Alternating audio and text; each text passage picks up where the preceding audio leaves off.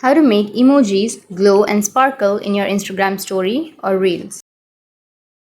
So if you want to make your emojis glow or sparkle in your Instagram story and reels, then first open up your Instagram. Once you open, go to your story, which is here on the upper left, and then simply choose an image that you would like to add to your story. And now go with the text option, which is on the upper side. And once you're on the text, you need to simply enter an emoji. Once you've entered, now you just need to simply go with the font.